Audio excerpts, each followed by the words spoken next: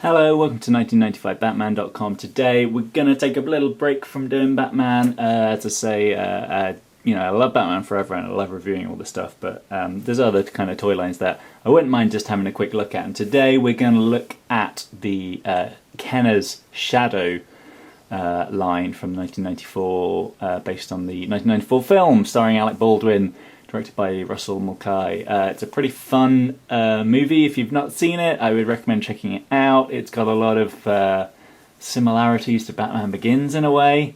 I always thought Alec Baldwin would have made a really interesting alternative choice for the 80s Batman films. I think he would make a pretty good Bruce Wayne.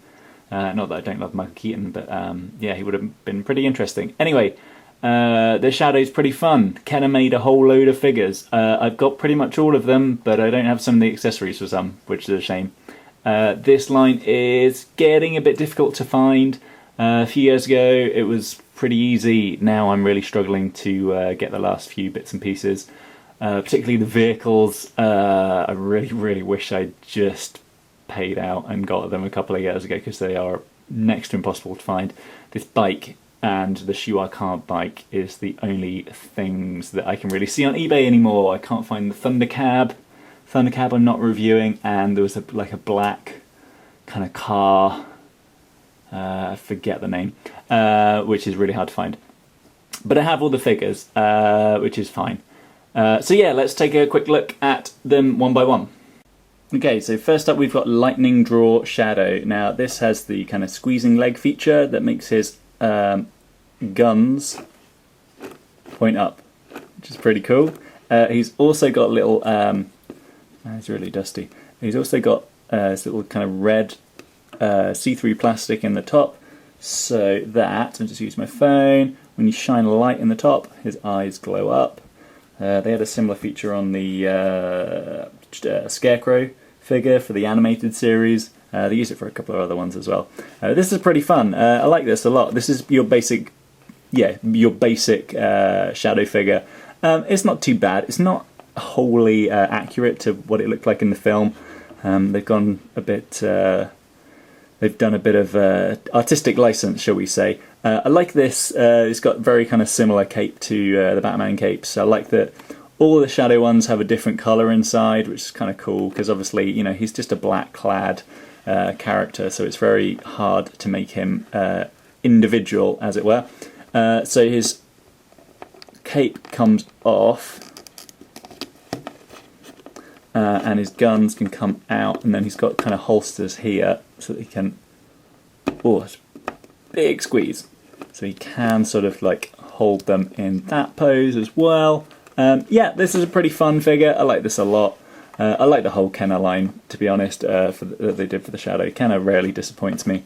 This is really fun. I like this. There's not a whole lot to it. Next up we have one of the weirdest figures from the line, which is Ninja Shadow, who's got a nice yellow cape on the inside. Yeah, this is weird. I didn't really want to get this, but I wanted to complete the line. So just to give a bit of background, he gets kind of ninja training at the beginning of the film, not unlike Bruce Wayne in Batman Begins. So it's got the same squeeze the legs, move the arms, and he's got these kind of nunchucky things that it works pretty well actually. You can take those out. He's also got this staff, and then he's also got these kind of what are they called, sais, huge sais that kind of tuck into his belt there. His cape's also removable. Yeah, although it's much difficult. And the other one, there we go. And obviously his hat's removable, so his hat just has a hole in the top. And again, it's got the light up feature, so you can light up his eyes, because obviously the Shadow had sort of he could hypnotize people with his eyes. So that was kind of part of the plot of the film, and I guess they kind of ran with that. This is weird, if I'm honest. Oh, the belt comes off. That's cool. Didn't notice that before. Yeah, this is slightly weird. I don't really like the toplessness of it. Kenner did another topless one for Batman Night Force Ninjas. It's just really uncomfortable, just having a topless figure. And he just doesn't look quite right. I appreciate, the Shadow's iconic look is with his cape and his fedora, but just putting them on a ninja figure is just weird. So yeah, let's move on. Next up we have Lightning Draw Shadow, which is obviously made of translucent plastic. Kenner also did what did they do? The Predator line, where they did a figure like this, where it was kind of see-through, and it kind of, you know, obviously made sense. There's no light-up feature here, but obviously, you know, you can shine stuff through him. So the Shadow had this ability to make himself invisible in the film, which he kind of did somehow. And he also puts his kind of cape up to his face sometimes. So the leg squeezing feature, brings his cape up and also raises his gun, which is kind of a cool feature. I kind of like that. I like that a lot. Again, the cape comes off, but this time, can you see here, over the years, obviously the inside of the cape is actually kind of bled onto the clear plastic. Anyway, the cape comes off, and he's just got this kind of two-strap belt that goes over the top.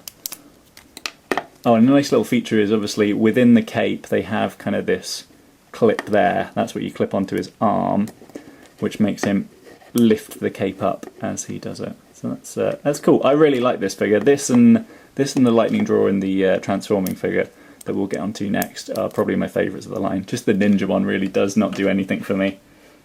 So yes, here we have the transforming Shadow, aka Lamont Cranston, which is the alter ego of the Shadow. So again, no squeezy legs this time. It doesn't do anything. However hard you squeeze his legs. So again, he's got the top bit there, which lights up the eyes. He's got this kind of weird, kind of like, oh, that's quite cool. You can actually move his head. Never noticed that before. And obviously they've kind of built him up because when you pop this off, out pops Alec Baldwin's head. It's not a great Alec Baldwin, if I'm honest. And then the arms pop off here, arms pop up here, and then you've got your Lamont Cranston. Now, I do actually have two of these because this one's face is a little bit bashed. Obviously the nose kind of takes a lot of the... If you kind of really bash it down quickly, you kind of lose a bit of the nose. So I've got another one. And this one has the coattail on the back, which is a piece that you can kind of snap on and put back on, just to make him kind of more dashing, as it were. And the head moves on this, which is interesting, because I don't think it moves on the Batman Forever. Batman Forever had a similar kind of quick change Bruce Wayne, and yeah, that's interesting that it doesn't quite match. Just not that it's that interesting, but out of interest, these are actually slightly bigger than the Batman Forever figures. Batman Forever figures are more like that size, so they went a bit bigger for this one, and I don't quite know why. Why would you do that, Kenner? Why would you do that? Obviously, the vehicle we have, the only one I've got, is the Shadow's bike, which again is very similar to the Batman Forever bike, which I think I've reviewed already. So with this, it didn't come with any specific Batman figure, Shadow figure. You kind of lift their arms up there. It's one of those kind of lying down bikes. Okay, and then there's kind of like the handlebars there, and then it kind of clips down on top. You've got kind of these swivelly kind of things that you can move here, which I think are meant to be guns or thrusters or something or other. And then when you lift it up, oh, there's a kickstand, obviously, which is kind of cool, which you need to move in order to make the bike actually move along. But there's also a missile there, and where do you... Oh, I think it's this thing here. I think you press that, lift him up in the air, so he does a wheelie, and... Nope, it's not going to work.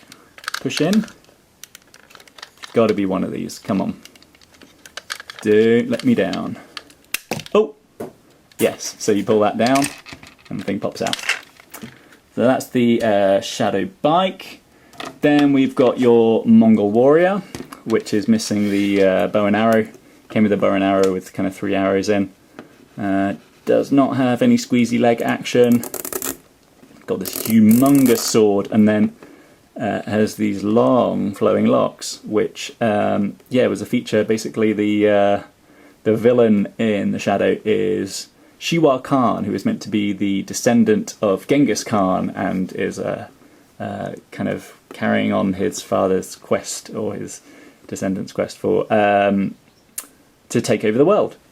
But yeah, this is kind of cool. Obviously, the torso's gone a little bit different colour from the arms and legs. It's made of a different kind of plastic.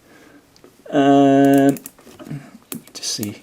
Yeah, you got your 5 points. Is it twist at the waist? Oh yeah. Oh, right. This is the feature here. It's got a twisting kind of bash, like the old He-Mans used to have that, didn't they? Right, so that's the Mongol Warrior, and then we've got two Shiwa Khans. We've got this one, where he's got kind of this staff with a kind of snake on the end. And then he's also got this, and I've never been able to figure out what this does. It just kind of moves back and forth. I don't really get it, unless I'm missing a piece maybe. Maybe I am. Obviously you can take all his armour off. That off. He's got this lovely braided ponytail and a little scar. It's not fantastic, but it's kind of fun still. Does it have the squeezy legs? Yes, it does. Apparently the Shadow line was all about the squeezy legs. Squeeze, squeeze, squeeze. Yeah, that's pretty fun. I like that one. They also did this one, which I think had more armour, which I don't have. Another Shiwa Khan. Yeah, I don't have the things for this, but obviously everything should, fit. This does not have the squeezy leg thing. But yeah, if you so wish to mix and match your armour. Last one is Dr. McQueen. Yes, who's a character who is not featured in the film at all. But it was, it's a shame I don't have the accessories for this because it's very fun. This guy was meant to be kind of like a voodoo villain. So he had like a miniature shadow that you obviously kind of stick pins in and stuff. But yeah, Dr. McQueen. So that's, not much to say really without the accessories. Interesting look. You know, that's all I can really say about it. And they never made any sequels. They never made any animated shows for the Shadow. It didn't really do fantastically well, which is a shame because I thought it was a pretty fun film. If you're a fan of The Rocketeer or The Phantom, it's kind of in that vein of kind of old-fashioned kind of Indiana Jones, Art Deco-y kind of feel. It's very heavily influenced by Batman, very heavily influenced by Tim Burton's Batman in particular. But yeah, so that's the Shadow line by Kenner. Came out in 1994. It's really fun. I'd really recommend it if you're into collecting or if you enjoyed the film. They're like 8 really, really fun figures. And apart from the ninja one, I think they're all pretty great. So that's the Shadow one. Next time we'll be back to Batman Forever. See you around.